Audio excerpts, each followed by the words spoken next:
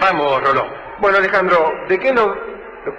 Ya vamos, chicos. ¿De qué nos va a hablar esta noche? ¿En qué consta su charla? Dígame, cuénteme. Hablaremos hoy, ya que estamos en la Feria del Libro, de libros prodigiosos, de libros que no solamente contienen el carácter sacro que el Occidente ha delegado en ese objeto que llamamos libros, sino que, por un carácter especialmente maravilloso, son libros mágicos, sagrados, libros que curan, que matan, que salvan, que enloquecen.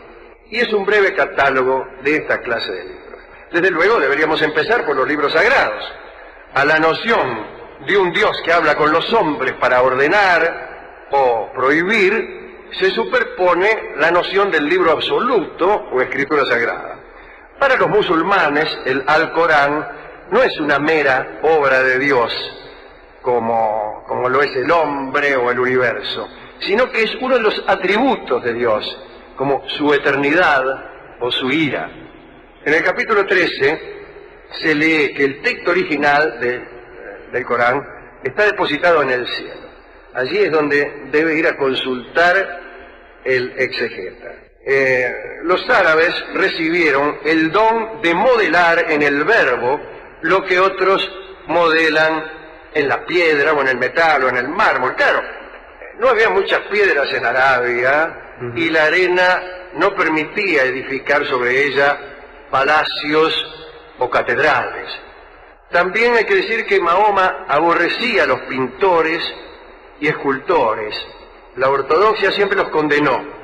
Y de este desagrado resultó el progreso de los adornos geométricos, de lo que llamamos arabescos, de la caligrafía. La decoración preferida de las habitaciones del Islam acostumbra ser una muestra de escritura celeste. Otra cosa que hay que decir es que, si bien el Corán no se pronuncia al respecto, la ley veda cualquier tipo de música. Jamás se usa en el culto de la mezquita y los virtuosos presumen de evitarla. Queda claro entonces que la poesía hace las veces de todas las artes. Ha venido a estar en lugar de todas las artes. El poeta entre los árabes, el shair, era sacerdote, curandero, árbitro, sabio, jefe, y el poeta era omnipotente. Podía matar por medio de la palabra. Podía con sus versos traer alegría o tristeza, o desencadenar la cólera, la venganza o la guerra. Todos los jefes de tribu debían poseer la elocuencia. Si no eras elocuente, no eras jefe. Y después de todo, Said, Amir, Kail, palabras que significan jefe, significan también el que habla. En un libro escrito por la divinidad, nada puede ser casual. Cada palabra, cada letra debe tener un propósito cierto. Deben ser irreemplazables, fatales. Con esa idea, los cabalistas examinaron la Biblia. Leyendo el Génesis, advirtieron que el mundo nació de una orden de Dios, sea la luz. Los cabalistas razonaron que la virtud de esa orden provenía de las letras de las palabras. Y así el Sefer Yetzirah, el libro de la formación, revela que Dios creó al mundo con los números del 1 al 10 y las 22 letras. Aclara que el Señor dibujó las letras, las grabó, las combinó, las pesó, las formutó y, mejor todavía, las permutó. Y con ellas produjo todo lo que es y lo que será. Decidió también qué letra influiría sobre el sueño, sobre el aire, sobre la gracia, sobre la cólera. Por ejemplo, de la Kaf provienen, sin ir más lejos, el sol, el miércoles y la oreja izquierda. Quiere decir que si no existiera la letra Kaf, tampoco existiría el sol, el miércoles y la oreja izquierda, con los inconvenientes que todos ustedes ya estarán calculando. Que los números sean instrumento de la creación, ya lo pensó el finado Pitágoras. Que las letras lo sean, es el aporte de la Cábala. Francis Bacon pensó que en realidad Dios no había escrito un libro sino dos, la Biblia y el universo. Ha dicho León Bloy, ¿no? Somos versículos de un libro mágico, y ese libro incesante es la única cosa que hay en el mundo, es mejor dicho, el mundo. Con respecto a la Biblia, conviene decir que todo texto sagrado era para los cristianos de los primeros tiempos oculto, es decir, apócrifo, eso quiere decir, y prohibido para todas las naciones. Flavio Josefo, que era ciudadano romano y ha escrito un poco, dice en su historia que como los libros hebreos eran divinos, ningún historiador ni poeta extranjero se atrevió a hablar de ellos. Josefo refiere lo que le ocurrió a él mismo, después de haber divulgado unos pocos párrafos. Parece que Dios le trastornó el juicio durante 30 días y que inmediatamente los ángeles le advirtieron en un sueño que estaba loco por haber hecho conocer las leyes divinas a los profanos. Así que eso es lo que les ocurre a los que divulgan libros secretos. Pierden el juicio por 30 días y luego se le presentan en sueños los ángeles para hacerle toda clase de advertencias. Aún no satisfecho con todo esto, Flavio Josefo nos intimida con lo que le sucedió a Teodocto, un poeta que según parece quedó ciego por batidor. Divulgó textos y por ortiva los ángeles lo cegaron. Las sociedades cristianas conocieron en los 3 primeros siglos de la Iglesia 54 evangelios y era un crimen irremisible enseñarlos a los gentiles. Durante las persecuciones de Diocleciano, algunos cristianos se vieron obligados a entregar los evangelios y otros escritos a los magistrados. Los que hicieron tal cosa, por temor a ser llevados en cana, fueron tachados por los demás cristianos de apóstatas, sacrílegos, y los llamaron traditores. Y es el origen de la palabra traidor. Viene de ahí, viene de entregar los libros cristianos a los funcionarios de Roma. Libros extraños tuvo la alquimia también. Extraños y mágicos, digo. Nicolás Flamel, un alquimista del siglo XIV, da cuenta de un libro que, según parece, había sido editado en los talleres gráficos del infierno. Lo había comprado por 2 guineas, que es poco pagar para un libro con semejante historia para los bibliófilos. Era dorado el libro y muy viejo. Las hojas no eran de papel ni de pergamino, sino de fina corteza de árboles jóvenes. Estaba encuadernado en cobre y la tapa estaba cubierta de signos indescifrables. Se componía de 3 fascículos de 7 hojas cada uno. La 7ª hoja de cada fascículo aparecía en blanco, y el resto de ellas, Gillespie, mostraba bellas ilustraciones y los textos estaban grabados en caracteres latinos. En la portada se leía en grandes letras: el judío Abraham, príncipe, sacerdote, levita, astrólogo y filósofo, al pueblo judío que fue dispersado por toda la Galia por la ira de Dios, saludo y bendición. Y en el resto de la página aparecían horribles maldiciones para el que osara leer el libro. Decía: Araca, que el que lee el libro crepa para todo el viaje. Inmundicia sobre la virilidad de los perros incircuncisos. Atenti, decía por ahí, ¿no? Según Flamel, a partir de la 3ª hoja, se explicaba en sencillas palabras cómo transformar los metales en oro, que siempre es un buen negocio. Al parecer, esta revelación tenía por objeto ayudar al pueblo cautivo a pagar sus impuestos, ¿no? Durante 21 años, ni uno menos, el alquimista realizó miles de experimentos y lo ayudaba en ellos y en otros una joven señora llamada Perenelle, que también convertía en oro todo lo que tocaba, o casi todo. El 25 de abril de 1382, a las 5 de la tarde, atención amigos, Nicolás Flamel transformó una cantidad de mercurio en casi la misma cantidad de oro. La explicación que dejó de aquel hecho es perfectamente inútil y figura en otro libro, un libro convencional que escribió el propio Flamel y que se llama Libro de las Figuras Jeroglíficas. Pero el verdadero prodigio que operó ese libro infernal fue este. La maldición se cumplió y Flamel, que lo había leído, murió misteriosamente mientras buscaba la receta del arcano que prolonga la vida, o sea, el elixir de la eterna juventud. Cuando estaba por descubrir el elixir de la juventud eterna, se murió. Ser joven y estar muerto es una contradicción abominable. Algunos aseguran, sin embargo, que Flamel no murió. El conde de Saint-Germain decía que en el siglo XVIII era cosa común verlo caminar por París. Quiere decir que no estaba muerto. Cierto es que el conde de Saint-Germain era otro que bien bailaba después de muerto, ¿no? Y sus adeptos aún hoy garantizan que se haya vivido y coleando. Los esoteristas disfrutan muchísimo hablando de un libro escrito por Tot, aquel dios egipcio con cabeza de ibis. Este libro sería tan viejo como la humanidad misma, y en sus páginas estaba aquella cosa de la que se deriva el conocimiento de todas las demás. Parece que del libro de Tot tomaron algunos unas figuras y que ese libro ha devenido en lo que hoy conocemos como el tarot. Y del tarot se derivaron también las cartas que hoy utilizamos como baraja española. Quiere decir que de un libro en el cual se revelaba el conocimiento de todas las cosas, hemos dado en un mazo de cartas para jugar al chinchón, lo cual revela el carácter degradatorio de la historia. En la India, los Vedas exigían una enorme influencia. Se les asignaba también a estos libros un origen sobrehumano. Es un corpus 6 veces más extenso que la Biblia y se articula en 4 compilaciones, digo yo haciendo el gesto del 10. La primera es el Rig Veda, o Veda de los versos recitados.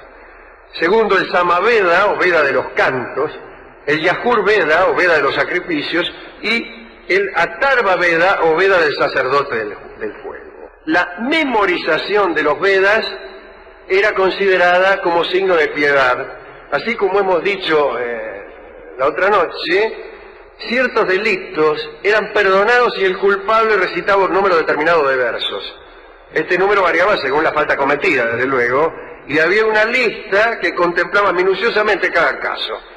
Imaginamos el otro día escenas en una comisaría de la India, con el ladrón buscando infructuosamente el verso salvador, para no hablar de las discusiones con el comisario, cuya versación vedántica debía ser proverbial. Sobre el poder de un buen recitado, cabe recordar los mantras, oraciones cuya repetición permitía realizar toda clase de milagros. Por ejemplo, 500.000 repeticiones permitían resucitar a un muerto. Si usted quiere resucitar a un muerto, le basta con repetir 500.000 veces una cierta oración mantra, cuidando, desde luego, no repetir la oración equivocada, que es lo que suele ocurrir. 2 millones de repeticiones confieren poder sobre todo el universo. Es muy fácil poseer el universo. Basta con repetir un mantra 2 millones de veces. Hace algunos siglos en Alejandría, unos muchachones llamados confabulatori contaban historias en las esquinas. Con el tiempo algunas de estas historias se hicieron clásicas, es decir, gustaban antes de ser contadas. Eso quiere decir hacerse clásico, ¿no? Y alguien pensó en compilar esas historias que finalmente llegaron a Europa, modificadas por los traductores y asoladas por las correcciones inoportunas. Ahora las conocemos como las 1001 noches, o libro de las 1000 noches y una noche, y es ciertamente un libro mágico, primero porque permitió a una dama salvarse del asesinato. Yo diría que no a una, de la ira de su mujer. a muchas. Porque recuerda que era una por noche y esta al salvar su vida iba prolongando y hacía que no murieran las demás tampoco. Exactamente, así que es un libro que ha salvado a más de uno. Hablaré ahora del último libro de este pequeñísimo catálogo de libros maravillosos, el legendario libro del olvido. Como ustedes sabrán, avanzar en la lectura de este libro es también ir limpiando la mente de recuerdos. Y la última página nos deja sin ayeres. La leyenda asegura que el libro tiene un texto cualquiera. Tal vez es un ejemplar de Los Miserables, por ejemplo. Pero ese ejemplar, y solo ese, es en verdad el libro del olvido, y el lector no lo sabe. Y mientras cree conocer las desventuras del protagonista, Jean Valjean, se interna en el brumoso país de la desmemoria. Sin embargo, no se sabe de nadie que haya completado su lectura. Desde luego, quienes lo hicieron lo olvidaron. esta misma circunstancia impide la localización del libro, cuya apariencia, estado y ubicación también han sido olvidados. Algunos dicen que hay más de un libro del olvido y que son muchos los ejemplares mágicos que anulan los recuerdos. Y hay también quienes leen para olvidar una pena y recorren bibliotecas enteras con la esperanza de hallar el libro del olvido. Y finalmente están los que se preguntan si todos los libros de la feria y del mundo no serán el libro del olvido. Si no es cierto que toda memoria está destinada a borrarse, que toda pena desaparecerá del peor modo, que somos un relámpago en la noche eterna. ¿A quién quiere dedicar este catálogo de libros prodigiosos? Hay algunas ideas que han circulado en su charla, Alejandro, que me parece importante señalar. Estaba pensando en la fuerza de los mantras, esa fuerza tan grande que hace que hasta a la gente se la identifique por su mantra, y pienso en los Bhaktivedanta, cuyo nombre algunos no conocen, pero todo el mundo conoce a los Hare Krishna.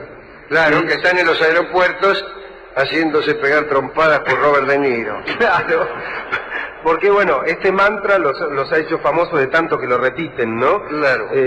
Pensaba también que esto que usted decía, que 500.000 repeticiones podrían volver a alguien de la muerte, y que 2 millones de repeticiones podrían darle a uno el poder sobre el universo, lo que en realidad demuestra es las ganas que hay que tener de hacerlo, porque por ahí alguien quisiera, o uno quisiera revivir a alguien, pero por ahí allá por la repetición número 100.000 se aburre. Sí, depende a quien quiera revivir uno también, ¿no? Estoy pensando en aquellas personas que serían capaces, si es que este milagro fuera posible, de hacer esto por nosotros algún día, ¿no? Y quiero dedicar esto a un gran escritor, por lo menos para mí, calculo que a usted también le ha de gustar bastante, no sé si su teoría, pero sí su prosa, que es Sigmund Freud, que ha sido un gran escritor, creo yo, y ¿sabe cuál es el último libro que leyó Freud en su vida? No. La piel de Zapa. Y él decía que era el mejor libro para leer en esos momentos, porque es el libro que hablaba de la pérdida del deseo y cómo esto implicaba, la medida que se achicaba la llegada de la muerte. ¿Conocen ustedes la historia de la piel de Zapa? Era una piel de onagro, un animal más o menos fabuloso, que concedía a su poseedor todo lo que el poseedor deseara. Pero con esta salvedad, cada vez que hay una salvedad, esta salvedad arruina todo, ¿no? Cuando vos pedías un deseo y si te cumplía, la piel se achicaba. Y cuando la piel desapareciera, el poseedor moriría. Entonces, este poseedor empieza a desear primero. Vio cómo es uno cuando tiene la piel de Zapa. Empieza que esto, que un helado, sí, que venga rápido el colectivo. Después se dio cuenta que había que cuidar la piel porque había procesión para rato. Sí. Y empezó a desear con más mesura. Y conforme la piel se iba achicando, comprendió que cada deseo suyo, como es verdad, exista o no la piel de Zapa, que cada deseo te va cortando la vida. Y entonces trató de no desear y no pudo. Repito. Trató de no desear y no pudo. No se puede intentar no desear. No se puede conseguir manejar el deseo por la voluntad. Ni siquiera se puede intentar desear. Y el tipo deseaba sin quererlo, deseaba banalidades, desde luego, se le cumplían y la piel se iba achicando. Está muy bien que a Freud le haya gustado ese libro. Para terminar sus días. Sí, sí. En tanto y en cuanto él fue uno de los primeros que sostuvo que uno no es un individuo, sino un sujeto porque está sujetado a su deseo, decía él, ¿no? Es muy hermoso saber lo que leían los grandes hombres. La vida y aventuras de Tristram Shandy es un libro de Lawrence Stern del siglo XVIII, pero que es como una especie de surrealismo adelantado. Es la historia de un tipo que empieza a contar su vida y que al cabo de un año recién había contado un día. Y resulta ser que en las máximas que el general San Martín escribe a su hija, figura ese libro, que es un libro muy gracioso, muy extraño, muy poco adecuado para un general de la guerra de la independencia. Y sin embargo San Martín había leído ese libro y menciona a Stern en las máximas para su hija. Yo quiero decir también, ya a la hora de amueblar esta charla con un tema musical, que ser nosotros mismos olvido, ser todos los libros del olvido, es algo que produce una infinita melancolía y una tristeza que muchas veces deviene en arte.